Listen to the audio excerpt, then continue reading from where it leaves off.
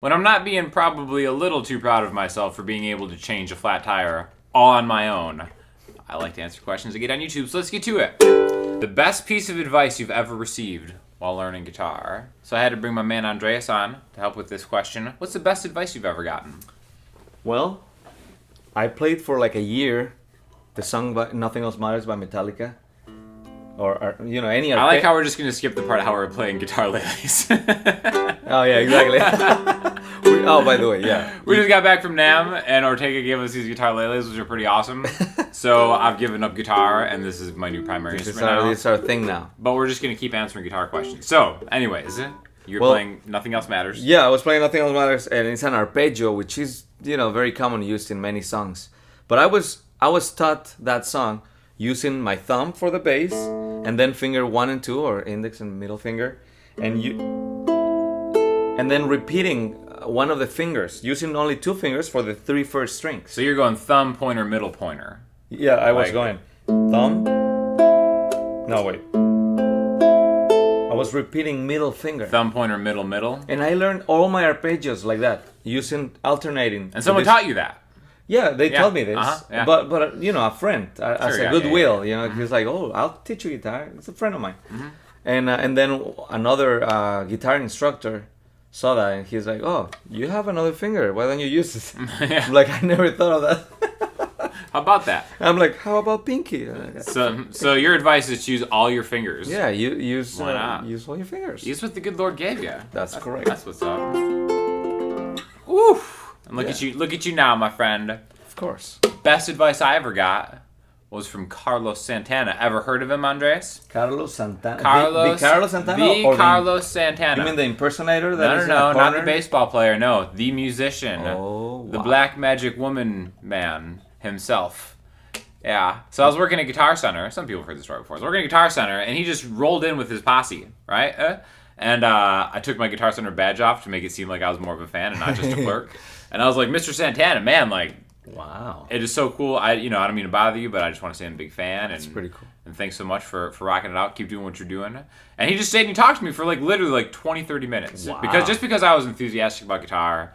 And so basically, we'll role play the interaction. You're a younger Sean Daniel. Mm-hmm. You look better already, by the way. It's really nice. Thank you. How you just went into the role like that. So I'm Carlos, and he's like, the one piece of advice I can give you that you take with you forever, every time you play a guitar, hold your hand out like you're gonna shake my hand. Every time you play a note for the rest of your life, you play it like this. And then he grabbed my hand and looked directly into my soul, and I was like, oh my god. Wow. So at the time, I probably didn't take the advice. But now that I'm older and I've performed a lot and stuff like that, older, way older, yeah. I definitely understand what he means more, because especially when you think of someone who just does tours and is playing all the time. Like I was playing a show last Sunday night, and I was kind of playing and I was boring myself. I'm sure you've been in there. You're just kind of bored by what you're doing. And then you think like this doesn't have to be boring for me. I'm making this boring for me. So I think kind of the point of what he was saying is try to just keep your passion in the instrument however you can. So every single time that you pick up a guitar, try to do something that's going to inspire you. Because if you're not doing that, no one else is going to make a connection, right? That's a very good advice. So I really actually, it's funny that I was asked this question today because I just thought about this on Sunday. And then as soon as I kind of readjusted my attitude about it, I'm like, listen, I'm being paid to be here performing for people in this cool venue. Have some fun with it. Exactly. And then whether it's, just for me, it's all about just trying to play songs differently. Instead of just playing D, A, G, A, I always try to, maybe just whatever. Even if change it's just it up a little. 7th chords or anything, change it up a little bit. Make it fun for yourself.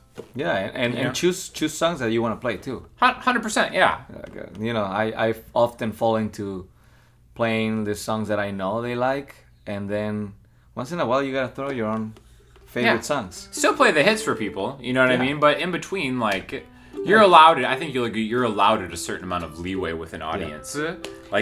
If you do nothing but Meshuggah deep cuts through an entire set, people are gonna be like, okay, this is weird. But and it's funny how sometimes we don't play the originals thinking oh, they don't know them. They're probably not gonna care for them. Yeah. So we don't play them. And I found one night I was playing an original song. It was actually my encore.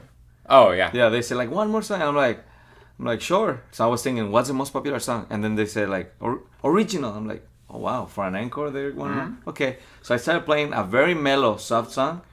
Then everybody started dancing like slow dance. I was like, That's right. You never know. you don't know the think response of a song, you know? There's something about being a musician where you get in your own head a lot, and it's not reality. It's true. So just try to find whatever your passion, why you even started playing an instrument in the first place, and then just kind of revisit that. Exactly.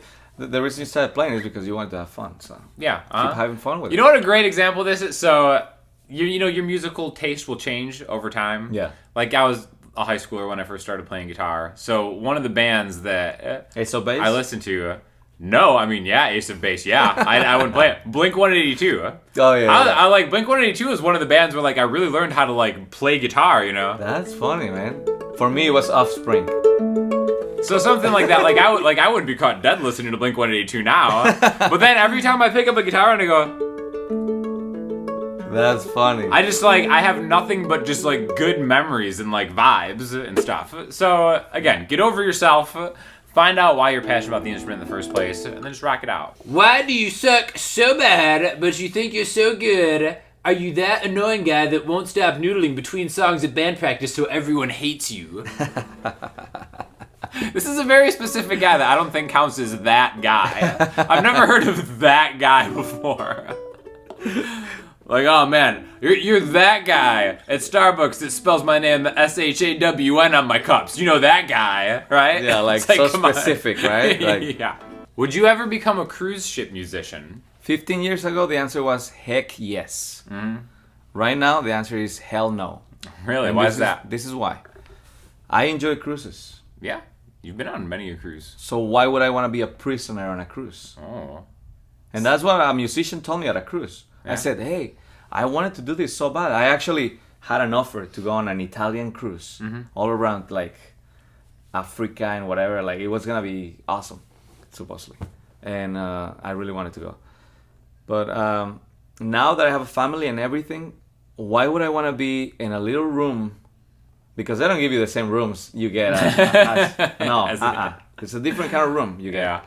With no windows, let's put it that way. Really? There's no really? What? Supposedly, yeah. It probably depends on the cruise, I'm sure. I guess. I would think. I guess. But I was told that this guy that he had a no windows, tiny little room, and let me try to remember. He just said like you're just stuck in the boat and you play, and sometimes people don't even listen to.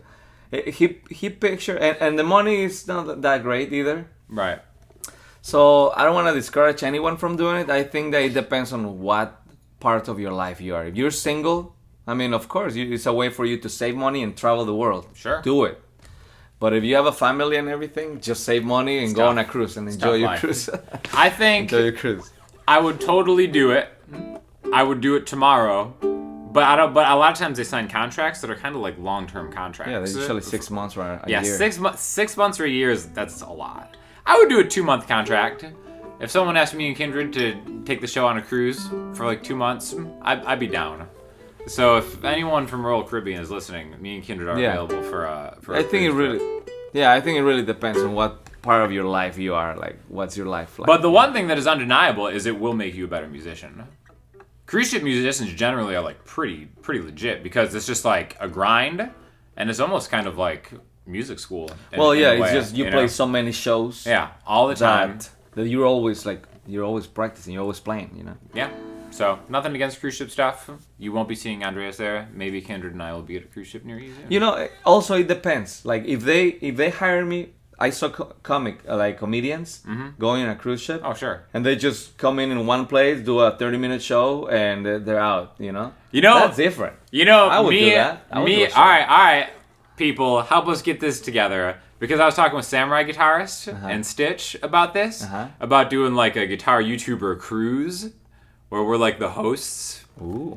That would be kind of interesting. Now that's different. So maybe we will see you on a cruise. Ooh, that is very different, and I like it. This is not how you play smooth.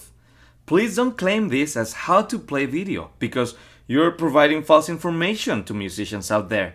If you want to release videos on hits like this, then you need to be 100% accurate. Not try to sell your own, very basic, I may add, version of it. Oh, we got you. Salty smooth comment of the week. Here you are spending your time trying to teach the people out there how to play a song. You can always get a full refund. You can always get a full refund, you know? Anytime. Thanks for all the camera gear that you provided for me to make that video. Thank you so much. I'm sorry I let you down. What do you classify yourself? A rhythm or a lead guitarist? I like to lead. Yeah? I will always be a leader. You're a leader. I guess. Okay, well, that's one way to put it. Such a good question. You know what? I think it's a false question. There's no such Why? thing as a rhythm or lead guitarist. I think rhythm versus lead guitarist is a social construct that we've been led to believe there's a difference. I'm just a guitarist. Sometimes I play rhythm. Sometimes I play lead. It's a good point. It's true. Yeah. It's true. I think any... It depends on who you're jamming with. Sure. Yeah. Like there are roles that you flow into. It's true. It's true. But any versatile guitarist should be able to do both, I think. Exactly. I'm just a guitarist. A humble guitarist. Yeah. I mean, rhythm gets old pretty... Depends what rhythm you're playing, of course. Yeah. There are rhythms. Check this out. Anybody would enjoy playing that rhythm. Sure, yeah. It's such a fun rhythm. Yeah, it's flashy. So it It's depends got what the rhythm. same- yeah. If you're going Of course, that would get boring. for 10 years of your life, Yeah. yes, that will be boring. Dumb question. So for listening homework, Andreas, bless us with something you've been listening to. The brand new album by Snarky Puppy, Immigrants. Holy smokes. Dude, those guys slay. And you know what? I never use my headphones, my Bose headphones, noise canceling headphones anymore, because I got kids. You gotta be able to hear your kids.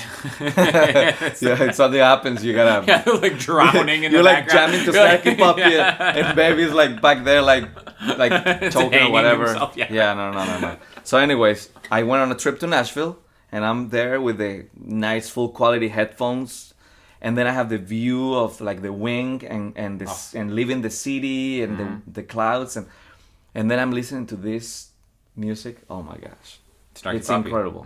It's incredible. So if you're gonna listen to that album, take an airplane somewhere. Go There somewhere. you Go somewhere. Check it out. Also check out my dude Andreas' channel. He just posted a appreciate it. vlog from Summer NAMM. That's right. That was And you were pretty there. cool. His feature. I'm in it. So I'll link you to that too. Let us know if you have any questions or comments in the comment section, Instagram, Twitter, the website. I'll talk to y'all soon. All right.